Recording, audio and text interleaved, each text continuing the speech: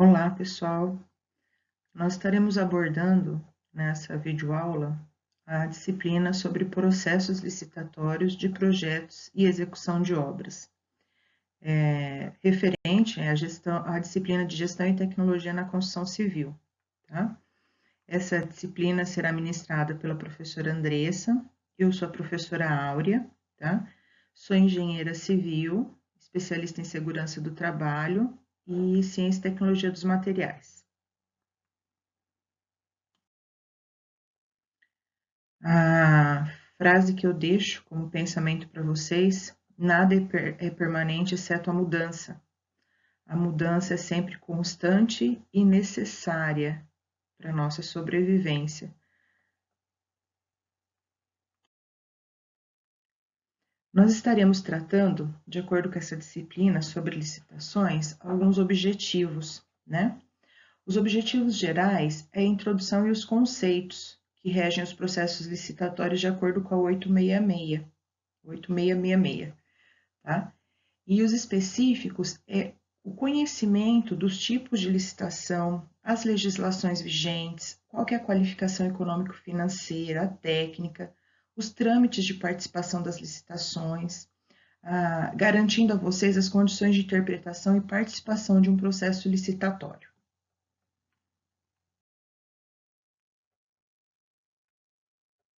Vamos iniciar abordando a licitação.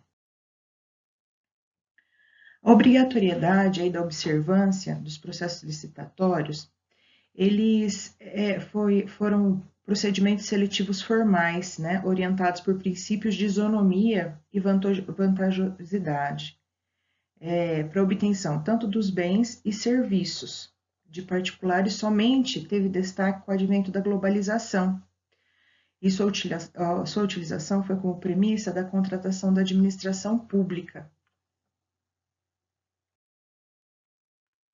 E o que é a licitação? A licitação é um procedimento destinado à seleção tanto do melhor fornecedor como da melhor mão de obra, né, apresentados por aqueles que desejam contratar com a administração pública. Essa definição é de acordo com a Lei 8666.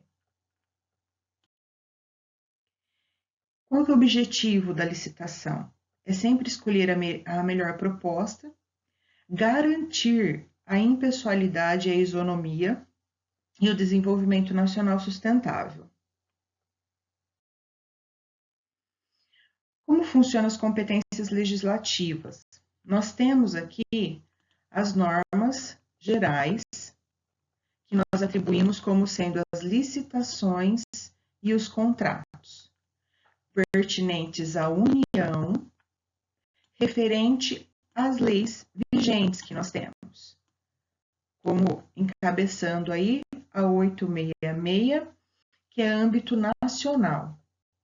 Porém, nós podemos encontrar também algumas normas específicas, tá? Tanto da União, como do Estado, como o Distrito, nos seus devidos âmbitos, tá? Então, a União no âmbito federal, o Estado nacional e o Distrito distrital.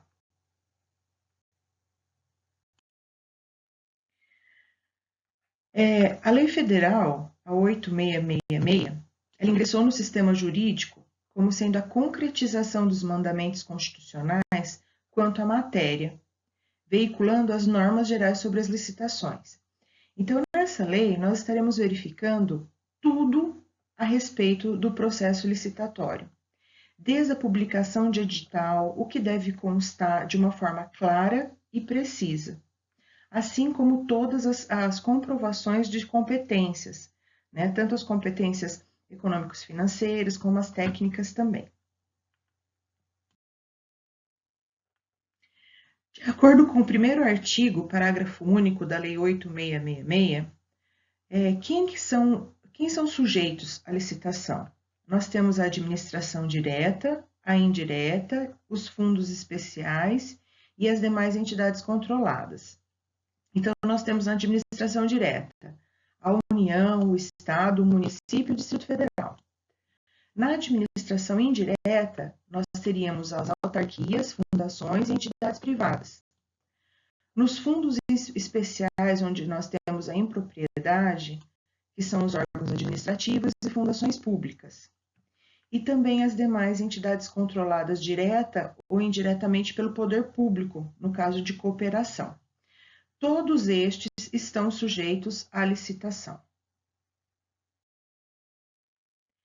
Quais são os princípios básicos, então, da licitação? A legalidade, a impessoalidade, a moralidade, a igualdade entre os licitantes, a publicidade dos atos, a probidade administrativa, a vinculação ao instrumento convocatório, julgamento objetivo e sigilo das propostas. Nós temos aí várias modalidades de licitação. Uma delas, por exemplo, é a concorrência. O que determina essa modalidade é o valor, né, do que está sendo licitado e o objeto. Então, no caso da concorrência, nós podemos ter valores para a área da engenharia acima de 1.500.000. Para as demais áreas, por valor de 650.000. Tá? O objeto da concorrência, ela pode ser imóvel, concessão, licitação internacional. As demais áreas, aí no caso, já repetindo, 350.000 é o valor para ser encaixado nessa modalidade de concorrência. O intervalo mínimo do técnico e do técnico mais a proposta são 45 dias e o preço 30 dias. A tomada de preço, o valor para a engenharia, né, a gente falou o valor médio aí, que se encaixaria na tomada de preços, a gente tem engenharia acima de 150.000 até 1.500.000 e para as demais áreas entre 80.000 até 650.000. Como participar de uma tomada de preços, né? Quem pode estar participando? Nesse caso da tomada de preços, a gente tem um cadastramento prévio da empresa e preenchimento dos requerimentos para cadastro. Então, a partir do momento que a gente tem essa aprovação no cadastro, é um dos itens obrigatórios para a participação de tomada de preço. Aqui nós temos, de acordo com o artigo 23 da 866, todas as modalidades que nós temos para obras, né, e serviços de engenharia. Então, nós temos aí a carta convite até 150.000, a tomada de preços até 1.500.000. A concorrência acima de 1.500.000, tá? Já para as compras e serviços não referidos ao inciso anterior, nós temos aí a carta convite até 80.000, tomada de preço até 650.000 e a concorrência acima de 650.000. Então, por exemplo, a compra de um determinado equipamento digital para uma determinada empresa, onde o valor é na faixa de 65.000. E o edital de compra desse equipamento vai ser encaixado na carta convite. Tá? No caso, para a construção de uma obra de arte municipal, com valor de 1.350.000. Então, eu também tenho uma carta convite, porque a carta convite, 1.350.000, tomada de preço, desculpa. Se fosse 135.000, seria uma carta convite, tá? Então, essas classificações são necessárias justamente para a publicação desse edital. A gente tem a vinculação, né, do instrumento convocatório de acordo com o artigo 41. O edital é a lei da licitação, tá? Tudo que é importante, ele deve estar escrito. Ele tem que estar escrito no edital. Então, todas as exigências, todas as categorias, todos os valores, as exigências técnico, econômico-financeiro, assim como qualquer particularidade de participação daquele processo licitatório. Nós temos a publicação, né, do instrumento convocatório, que é a publicação do edital.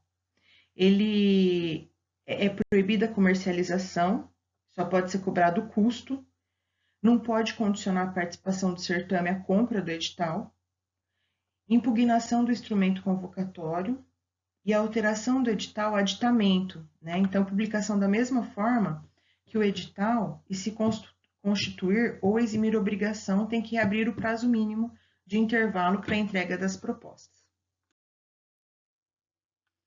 Nesse edital, ele deve constar também a habilitação. O que é essa questão de habilitação? Quando a empresa, eu vou lá, me interesso por um edital, eu adquiro aquele edital. Para eu participar dessa licitação, eu tenho tanto a proposta técnica e a proposta comercial e a qualificação, tá? Então, o que compreende nessa habilitação? Eu tenho que ter habilitação jurídica, a qualificação técnica, qualificação econômica financeira, regularidade fiscal, tá? E a obediência do artigo 7º. Nessa daí basta uma declaração. Então, que é habilitação jurídica? Toda habilitação referente à constituição da empresa. A qualificação técnica, comprovar que eu tenho profissionais na empresa capacitados para a realização daquele serviço. A qualificação econômico-financeira é garantir que eu tenha condições financeiras para executar aqueles serviços de acordo com os prazos pré-estabelecidos, tanto de execução como de pagamento. A regularidade fiscal, tá? Que é comprovar que eu estou pagando todos os impostos, que a empresa paga todos os impostos. E uma declaração do artigo 7º aí, que é de uma declaração de uma documentação exigida.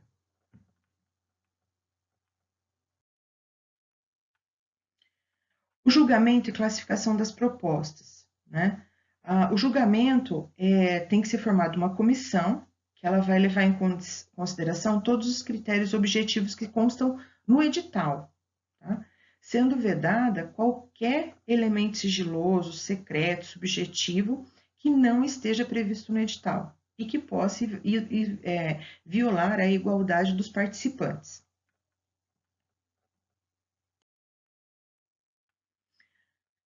De acordo com o artigo 45, o julgamento objetivo, o edital ele deve definir de forma clara e precisa os critérios de julgamento do edital. Como que vai ser classificado o vencedor? Tá? Isso tem que estar muito bem específico nas cláusulas aí do edital de licitação. O procedimento formal é um procedimento vinculado, ele não pode ser criado, pulado e nem modificar nenhum tipo de procedimento. Então, no edital, nós temos etapas pré-definidas que não devem ser puladas e nem criadas aleatoriamente, simplesmente por desejo de uma pessoa ou de um administrativo. Quando a gente fala comprovar a qualificação técnica da empresa para a execução daquele serviço, a gente precisa ter alguns documentos que são necessários. Então, a gente precisa, principalmente na área da engenharia, nós temos a questão do CREA, né? Que é o Conselho Regional de Engenharia e Agronomia. Nós temos que ter o registro ou a inscrição da entidade profissional competente. Então, nós falamos de registro de pessoa jurídica.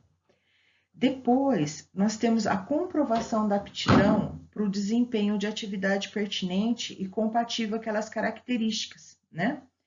Que pode ser estipulada quantidades e prazos que são os objetos da licitação, a indicação da competência de instalação de aparelhamento ou de pessoal técnico adequado, bem como a qualificação de cada um dos membros da equipe técnica, que se responsabilizará pelos trabalhos. Pode ser de um único profissional ou de vários profissionais, desde que pertençam ao quadro profissional da empresa. A comprovação fornecida pelo órgão licitante de que recebeu os documentos, quando exigidos, né, e tomou conhecimento de todas as informações. E o prova de atendimento dos requisitos previstos na lei, quando for o caso. A comprovação da aptidão da técnica, no caso das licitações, sempre será feita por atestados fornecidos pelas empresas jurídicas, tá? Ou através dos atestados técnicos, que são os acervos técnicos que são emitidos pelo Conselho Regional de Engenharia e Arquitetura. Para a emissão do acervo, O acervo ele substitui qualquer outro tipo de atestado, uma vez que, obrigatoriamente, que para obtenção do acervo eu tenho que fazer a apresentação do atestado técnico. O que acontece é que em algumas licitações, processos licitatórios, apenas a apresentação do atestado técnico é suficiente. Esse atestado técnico é emitido por uma pessoa jurídica, né, do qual comprova a aptidão daquele profissional pertencente ao quadro da empresa. No caso, o acervo eu devo constar o atestado técnico juntamente com toda a documentação necessária para comprovar. Então, o acervo ele é superior ao atestado, uma vez que ele exige a anotação de responsabilidade técnica, o atestado propriamente emitido pela pessoa jurídica, juntamente com todo o contrato de prestação de serviço, e todos eles devem estar condizentes um ao outro, senão a gente não consegue estar acervando esse atestado. Será sempre aqui admitida a comprovação da aptidão através das certidões ou atestados de obras e serviços, né? O que acontece, muitos processos licitatórios exigem os acervos técnicos. No caso, simplesmente o atestado não é necessário, não cumpre, né, essa necessidade aí da apresentação de certidão. Nas licitações para fornecimento dos bens, a comprovação da aptidão é feita através dos atestados fornecidos por pessoas jurídicas, que comprova, né, o atendimento àquela especificação. É vedada a exigência, né, de comprovação da atividade de aptidão quando se limita a tempo, época ou ainda em locais específicos, né, ou qualquer outras não previstas na lei, que façam com que a participação na licitação se torne restritiva. Então, por exemplo, a comprovação de construção, de direção técnica da construção de 1.500 metros quadrados de creches no estado de São Paulo. Então, não pode ter esse tipo de exigência de comprovação, tá? Por quê? Porque eu estou limitando e direcionando a qualificação técnica propriamente para uma empresa. As exigências mínimas, quando a gente fala de instalação de canteiros, máquinas, equipamentos, considerados essenciais para o cumprimento do objetivo, elas serão atendidas mediante a apresentação de relação explícita, né, da sua disponibilidade, onde a gente apresenta tudo o que a empresa teria condições de estar fornecendo. Então, a empresa ela tem condições de montar um canteiro de obra? O que ela possui para isso? Qual que é o pessoal técnico disponível que ela tem para estar tocando aquele serviço? Isso são as comprovações que a gente tem que fazer em relação a todos esses itens aí de exigências mínimas.